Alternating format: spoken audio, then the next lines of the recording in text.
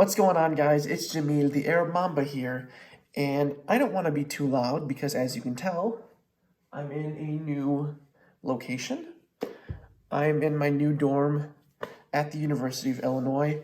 Don't worry, dorm tour will be coming soon, probably at the end of the week. So let's just get right into this video. Islamophobia is rampant right now, not just in the US, but all over the world, and I don't know why. Well, I have some sort of an answer. For those of you who don't know what Islamophobia is this right here.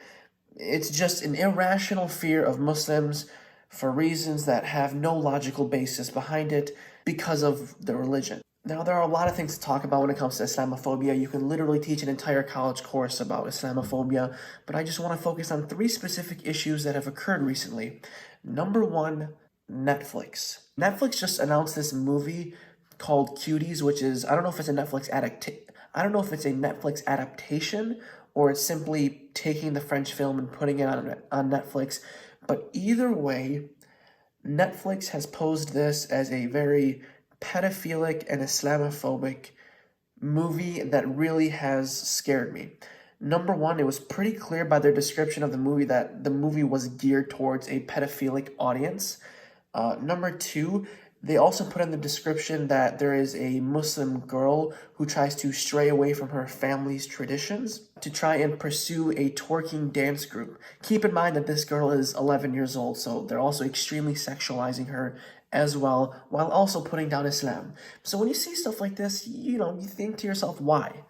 Why does Netflix feel the need, and why do the creators of this movie feel the need to show that Islam is a thing that has bad cultural values or oppressive cultural values? And the best answer I was able to come up with was when I was having a conversation the other day with my cousin Ines. Ines, if you're watching this, you really changed my mind about things. She said something that I'll never forget. She said, the world needs a common enemy. And for the world right now, that common enemy is Islam. Now, if we ask why that's their common enemy, it's because when you don't look into Islam, when you don't study Islam, when you don't read anything about Islam, and all you have is the contorted word of the people on the internet who talk about Islam, it's very easy to hate on it. So let's move on to the second issue. The second issue is Apple and Nike and numerous other companies that are using Uyghur concentration camps. How?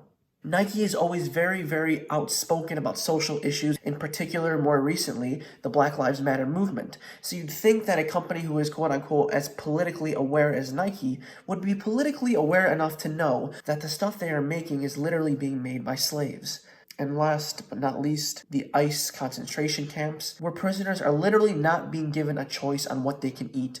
They are literally being offered fried pork and no other alternatives that fall into the line of Islam. And those are just the 3 stories that I saw in this week alone. This stuff happens on a weekly basis of every week, of every month, of every year that I've been alive. The hate for Islam needs to stop, and we do that by spreading awareness, by making videos like this, by sharing videos like this, by making your own posts, by making your own videos, by educating your friends, because the only way you can remove hatred is by removing ignorance, and we're going to do that one person at a time. Together, we're going to remove Islamophobia.